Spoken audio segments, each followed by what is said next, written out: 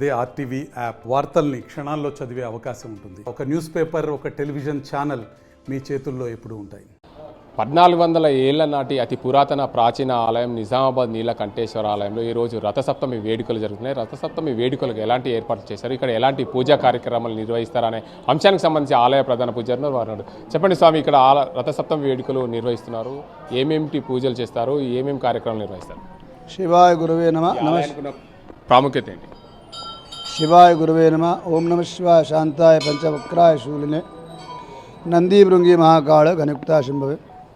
భక్తులందరూ కూడా రథసప్తమి యొక్క శుభాకాంక్షలు.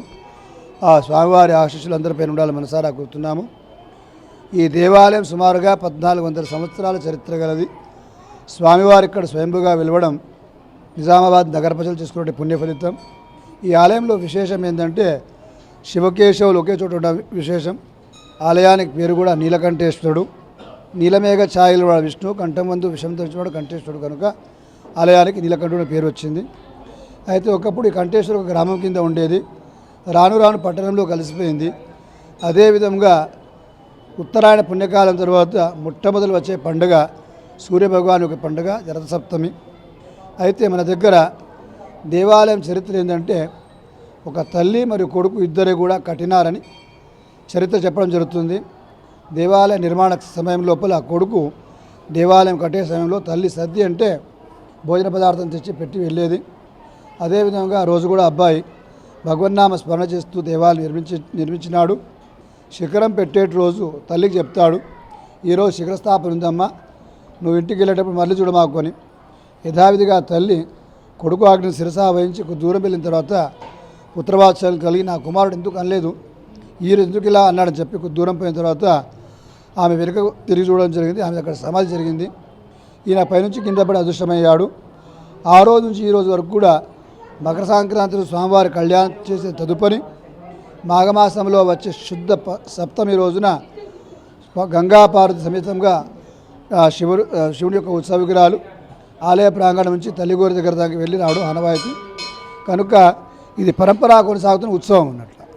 మీరు చెప్పండి, ఈ ఆలయంలో ఎలాంటి ఏర్పాట్లు చేశారు? రథసప్తమి వేడుకలకు రథం తిరుగుతుందని చెప్తారు, ఊరేగింపుగా వెళ్తుంది, ఎక్కడి నుండి ఎక్కడికి వెళ్తుంది, ఎలాంటి ఏర్పాటు చేస్తారు? ఓం నమ శివాయ. ముందుగా ఇందూరు పట్టణ ప్రజలకు ఈ రథసప్తమి శుభాకాంక్షలు. అలాగే మేము ఈ మా దేవాదాయ శాఖ తరఫున వివిధ శాఖల సమన్వయంతో ఇవాళ ఈ రథసప్తమి రథోత్సవాన్ని సాయంత్రము అత్యంత వైభవంగా 5 గంటల నుండి నిర్వహించడానికి మేము అన్ని ఏర్పాట్లను చేశాము. అలాగే ఈ రథసప్తమిని పురస్కరించుకొని దేవాలయానికి రంగులు వేయించడము, అలాగే లైటింగు, అలాగే చలువ పందిర్లు, వర్క్ బ్యారికేడింగ్ అంతా అమర్చాము. ఉదయం నుంచి కూడా భక్తులు విపరీతంగా రద్దీతో ఉండేది. ఈ టెంపుల్ కిటకిటలాడింది. అలాగే ఇప్పుడు ఈ 5 గంటల నుంచి అతి ముఖ్య ఘట్టం ఏంటంటే ఈ రథము మన విమాన రథోత్సవము తల్లిగోరి వరకు వెళ్ళి పంతులు గారు చెప్పినట్టు అనాదిగా వస్తున్న ఆచారం ఇది. ఆ తల్లిగోరి వరకు వెళ్ళి మళ్ళీ మన మందిరాన్ని ముందు వచ్చి ఉత్సవ విగ్రహాలు ఊరేగింపు వెళ్ళి వచ్చి ఆగిపోతాయి. అలాగే రేపు చక్ర తీర్థం ఉంటుంది చక్ర స్వామివారి పుష్కరిణిలో. అలాగే తర్వాత తదుపరి ఎవరైనా ఈ 2 రోజులు దర్శనం చేసుకొని వారు ఉంటే 1 వారం రోజులు వారి గురించి మన రథాన్ని గుడి ముందు నిలిపి ఉంచుతాము. వారు కూడా వాళ్ళ మొక్కులు తీర్చుకోవాలని మా యొక్క మనవి. ఎక్కడెక్కడి నుండి భక్తులు వస్తారు? ఇక మనకు మహారాష్ట్ర నుంచి ఇతర జిల్లాలు పక్కనైన మహారాష్ట్ర అలాగే కర్ణాటక నుంచి కూడా కొంత భాగం నుంచి కూడా మనకు ఎప్పుడు ఈ జాతరకు తరలి వస్తారు. ఓం నమ శివాయ.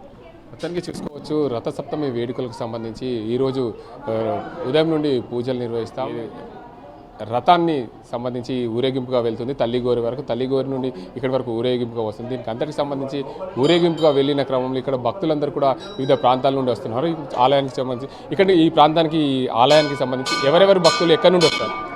ఈ ఆలయానికి సంబంధించి భక్తులు ఆదిలాబాద్, మహారాష్ట్ర మరియు చుట్టుపక్కల ఉన్నటువంటి గ్రామాలు, కర్ణాటక రాష్ట్రంలో నుంచి కూడా ఇక్కడ ఆలయానికి వచ్చి స్వామివారి దర్శనం చేసుకుంటారు.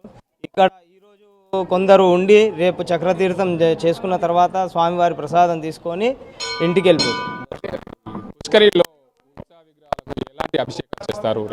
పుష్కరంలో స్వామివారికి నవవిధ అభిషేకాలు అంటే 5 రకాల పంచామృతాలు, పాలు, పెరుగు, నెయ్యి, తేనె, చక్కెర, పసుపు, కుంకుమ, భస్మము, గంధము, పువ్వులు పత్రి ఈ విధంగా నవవిధ అభిషేకాలు చేసిన తర్వాత స్వామివారికి మళ్ళీ స్వామివారి ఆలయంలో తీసుకొచ్చి స్వామివారి యొక్క దగ్గర పెట్టి ఉంచుతారు.